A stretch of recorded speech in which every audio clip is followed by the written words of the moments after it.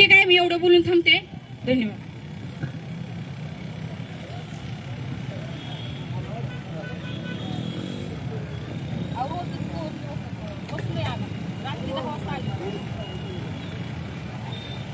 परवा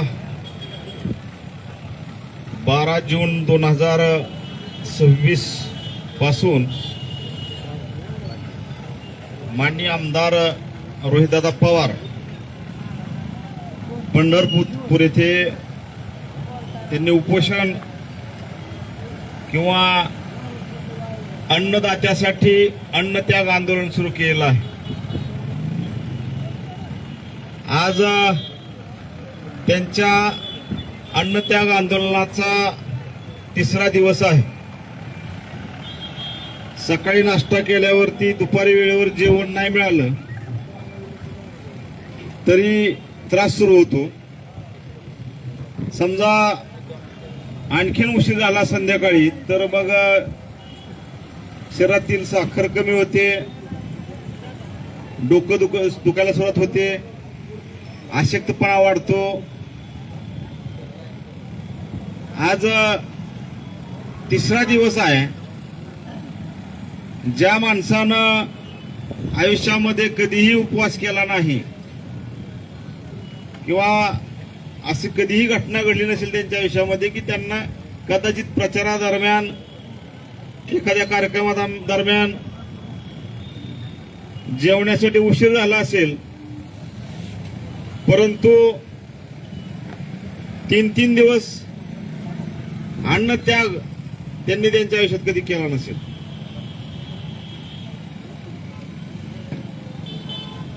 त्यांना काय त्रास होत असेल हे आपण कल्पना करू शकतो. उपोषण मीही केले 4 दिवस 5 दिवस. त्रास काय असतो उपोषण केल्यावरती तो उपोषण कर्त्यालाच माहिती असतो. जी पोटात आग पडते पण त्याची पर्वा न करता लोकांसाठी लोकांच्या प्रश्नावरती सरकारच्या विरोधामध्ये आंदोलन करणे ही साधारण गोष्ट नसते. बोलायला सोपं असतं. जयकुमार गोरे असेल, पडळकर असेल, गिरीश महाजन असेल, अजून कोण हाके असेल, जयकुमार गोरे, सदा खोत, राम शिंदे साले यांनी जिंदगीमध्ये कधी उपोषण केलंय का हरामखोरांनी?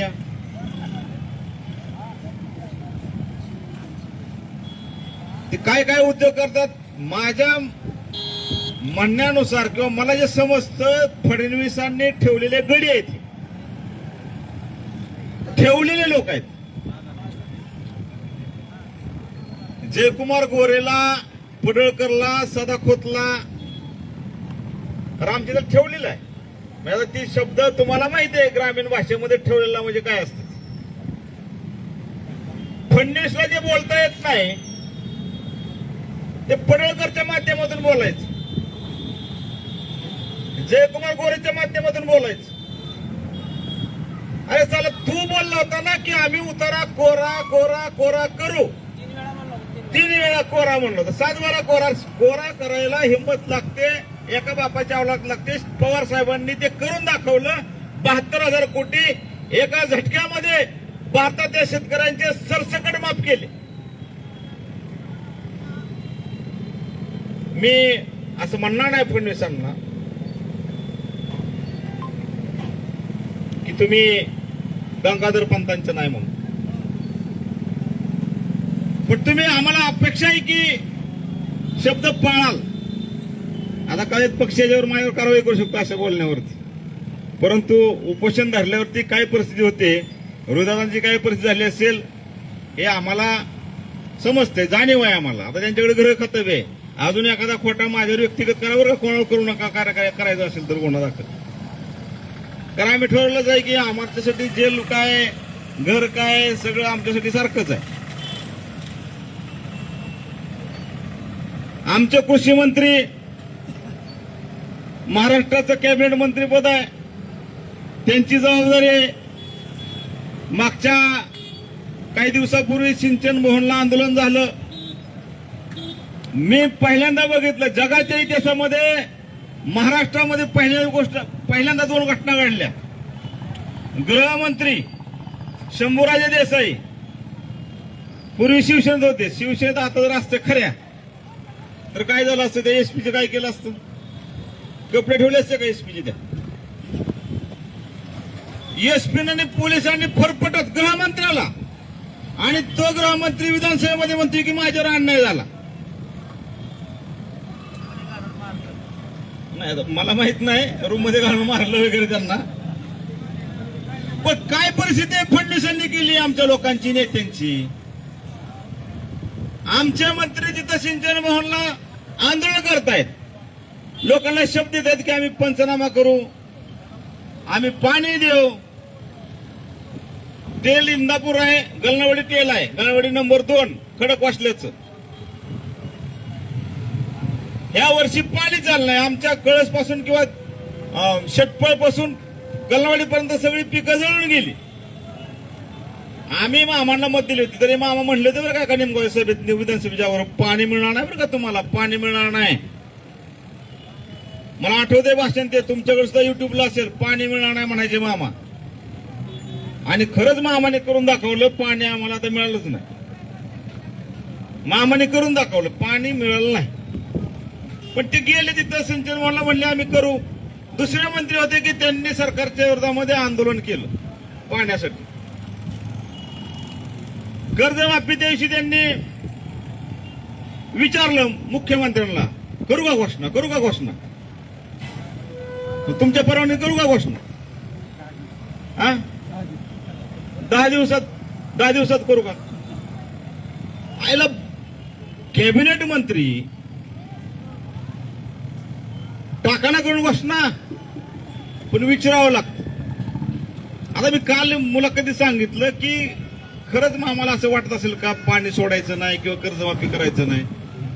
मामा शेतकऱ्याचा मुलगा आहे, त्यांची शेती आहे मोठ्या प्रमाणात. शेवटी त्यांचं पाणी वेगळं असतं, रिझर्व असतं मामांचं पाणी. कळसला रिझर्व होतं मला वाटतं पाणी. पण मामाला असं वाटत असेल का हो की ज्या मतदारांनी आपल्याला मतं दिली शेटपळ पासून गलवाडीपर्यंत, किंवा इंदापूर तालुक्यातला 40,000 शेतकरी किंवा महाराष्ट्रातला 56 लाख शेतकरी आहे की त्यांची कर्जमाफी होऊ नये असं मामाला वाटत असेल का? बिलकुल नाही. मामाला 100% वाटत असेल की शेतकऱ्यांची कर्जमाफी झाली पाहिजे किंवा इंदापूर तालुक्याला पाणी मिळालं पाहिजे. काय साधारण स्वभावाला कुठल्या मंत्र्याला किंवा कुठल्या शेतकऱ्याला किंवा कुठल्या शेतकऱ्याच्या पोराला असं वाटतं की आपल्या मतदाराच्या विरोधामध्ये किंवा महाराष्ट्रातल्या शेतकऱ्यांच्या विरोधामध्ये भूमिका घ्यायची? 100% वाटणार मामांना की आपण शेतकऱ्यांची कर्जमाफी केली पाहिजे किंवा इंदापूर तालुक्यातल्या शेतकऱ्यांना पाणी दिलं पाहिजे. परंतु वास्तविक परिस्थिती काय, पाणी मिळत नाही आणि कर्जमाफी होत नाही. याचा अर्थ काय? याचा अर्थ आहे की मामा हे काही करू शकत नाहीत. मामांच्या हातामध्ये काही अधिकार नाही. मामांना कुठलाही अधिकार नाही, हे स्पष्ट पुराव्यानिशी. मामांची इच्छा आहे 100%, मी खात्रीने सांगतो की मामाची 100%, पण मामांच्या हातामध्ये कुठलाही अधिकार नाही, कुठलीही घोषणा करण्याचा अधिकार नाही, कोणाला पाणी देण्याचा अधिकार नाही, काही अधिकार नाही. साधी एखाद्या शिपायाची बदली करण्याचा सुद्धा मामाला अधिकार नसेल. मला माहित नाही, पोलिसांना माहिती असेल.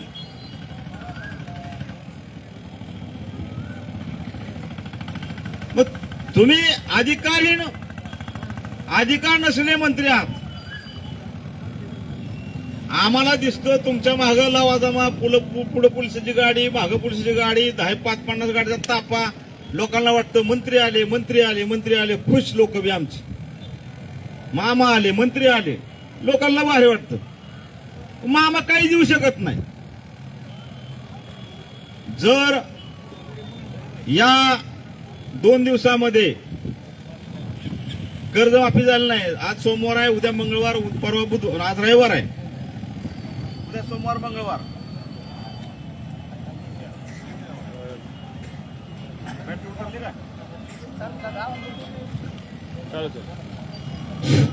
मामांनी आणि अर्थमंत्री फडणवीसांनी अजितदादा असते तर मी 100% सांगतो दिला असतं. कारण अजितदादा दिला शब्द पाळायचे. फडणवीसांनी अर्थमंत्रीपदाचा राजीनामा द्यावा, मुख्यमंत्रीपदाचा राजीनामा द्यावा आणि त्याच्या अगोदर परिणामाने राजीनामा दिला पाहिजे. जर तुम्ही काम करू शकत नसाल किंवा तुम्हाला काम करू दिलं जात नसेल तर तुम्ही राजीनामा दिला पाहिजे. आम्हाला लोकांना दाखवायला, तालुक्यातल्या किंवा महाराष्ट्रातल्या लोकांना दाखवायला तुम्ही मंत्री म्हणून काय गरज आहे? काहीच गरज नाही. तुम्हाला म्हणजे शो म्हणून, शो पीस म्हणून जर तुम्ही असाल, एक धनगराचा पोरगा आम्ही मंत्री केला, एक माळ्याचा पोरगा आम्ही मंत्री केला आणि अनाजी पंतांच्याकडे सत्ता, सगळी सत्ता अनाजी पंतांकडे. फक्त दाखवायला विखे पाटील, सुनेत्रा वहिनी, जयकुमार गोरे, बर्णे मामा,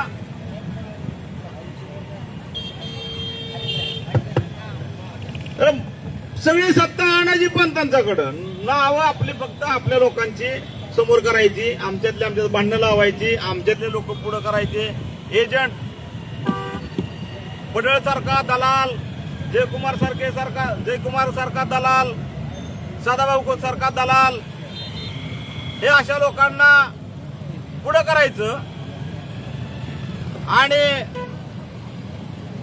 लोकांना असं वाटलं पाहिजे की तुमचे नेते आहेत, बहुजन समाज नेते आहेत, हे आमचे नेते आहेत, हे चमचे आहेत फडणवीसांचे. मी एवढेच शेवटी सांगतो की रोहित दादांना जर काही झालं बरं वाईट तर महाराष्ट्र पेटून उठल्याशिवाय राहणार नाही. आज इंदापूर तालुक्याने सुरुवात केलेली आहे. उद्यापासून संपूर्ण महाराष्ट्रामध्ये आंदोलन सुरू होणार आहेत.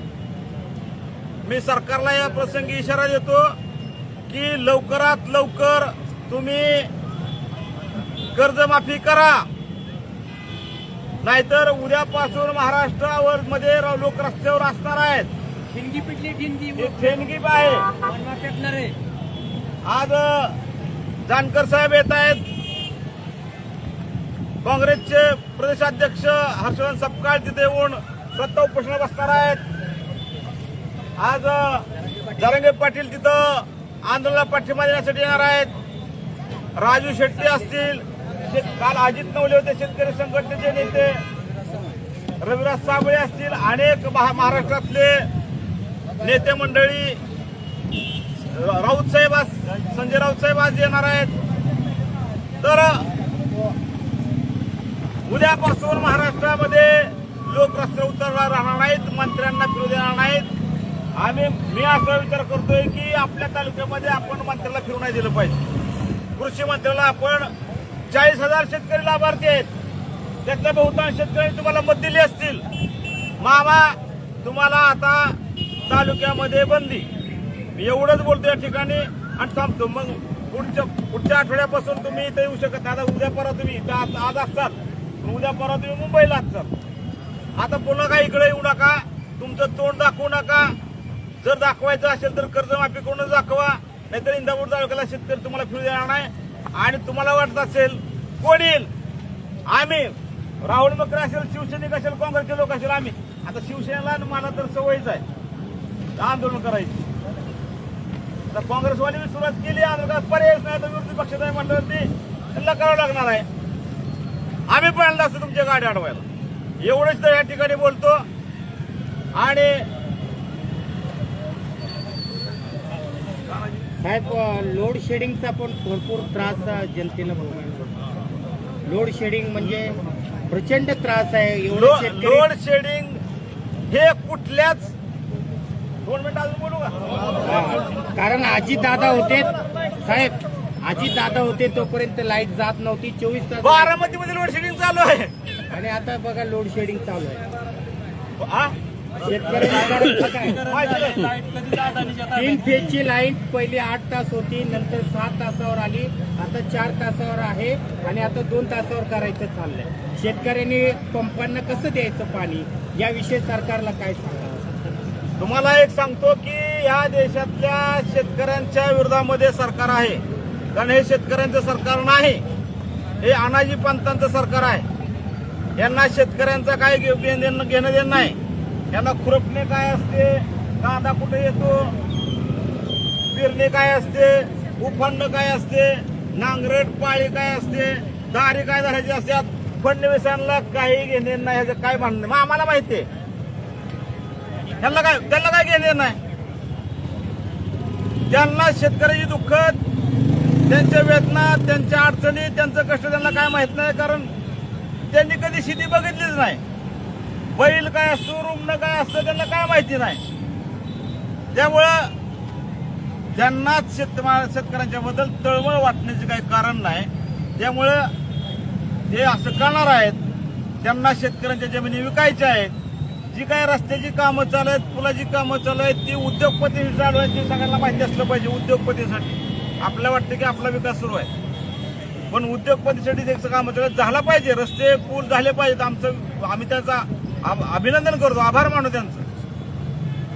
लाईटचा प्रश्न आहे. आता गेल्या तुम्हाला आठवते, माहिती आहे, आता चालू करंट विषय आहे. 23 लाख विद्यार्थ्यांचा पेपर, नीटचा पेपर फुटला. 23 लाख विद्यार्थ्यांचं भविष्य उद्ध्वस्त केलं. 23 लाख विद्यार्थ्यांना फसवलं. 12वीचा पोराची मार्क बदलली जात आहेत सीबीएसई बोर्डाची. गेल्या 12 वर्षामध्ये 93 पेपर फुटले आणि 6 कोटी विद्यार्थ्यांचं नुकसान केलं. भारतातल्या 6 कोटी विद्यार्थी जे परीक्षार्थी आहेत किंवा जे स्पर्धा परीक्षा देत आहेत, मोदी, शहा आणि किंवा एनडीए सरकारनं, भाजप सरकारनं 6 कोटी विद्यार्थ्यांचं नुकसान केलं आहे. अनेक समस्या आहेत. विजेची समस्या आहे. अहो, गेल्या 4-5 दिवसापूर्वी रेल्वेमध्ये 60 लोकांना, तरुणांना जे हिजडेगिरीचा व्यवसाय करायचे पकडलं. तुम्हाला हे दिसत असेल महाराष्ट्रामध्ये जागोजागी स्पीड ब्रेकर असेल, टोल नाके असतील. हिजड्यांची संख्या वाढलेली आहे. हिजडेची संख्या वाढलेली नाही, तर पुरुषांनी बेरोजगारीमुळे कंटाळून जगायचं कसं, यामुळे त्यांनी साडी घातली, बांगड्या घातल्या, केस वाढवली, कुंकू लावलं आणि हिजडे म्हणून टोल नाक्यावरती, रेल्वेमध्ये स्पीड ब्रेकरला उभे आहेत. आणि त्यातले 60 लोक गेल्या आठवड्यामध्ये पकडले. मागं खालापूरच्या टोल नाक्यावरती अनेक खोट्या हिजड्यांना, म्हणजे पुरुषांना मारलं. मोदी, शहा, फडणवीसांनी, या सरकारनं आमच्या पुरुषांना हिजड्यापर्यंत नेलं. इतकी वाईट परिस्थिती केली. काय साले सांगतायत कौतुक. कुठलीही समस्या आमच्या सध्या सुटत नाही, कुठलीही. प्रत्येक समस्या आहे. आणि आमच्यातलेच काही एजंट लोक, आमच्यातलेच काही दलाल लोक त्यांच्याबरोबर सत्तेसाठी किंवा भीतीपोटी ईडीच्या, सीबीआयच्या, इन्कम टॅक्स रेटपोटी त्यांच्याबरोबर काम करतात. भारताचं भविष्य, देशाचं भविष्य धोक्यात आहे. अमेरिका सांगते, मोदी करतायत. तेल कुणाकडनं घ्यायचं, तेल कुणाकडनं घ्यायचं, रशियाकडनं घ्यायचं, किती दिवस घ्यायचं. अमेरिका भारत देश चालवतोय, डोनाल्ड ट्रम्प भारत देश चालवतोय.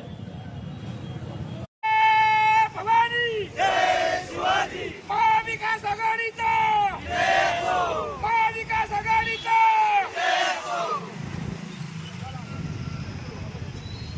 देत नाही, कोण म्हणता देत नाही. डॉक्टर बाबासाहेब आंबेडकरांचा, महात्मा ज्योतिबा फुल्यांचा. बंधूंनो, आज आपण या ठिकाणी, इंदापूर या ठिकाणी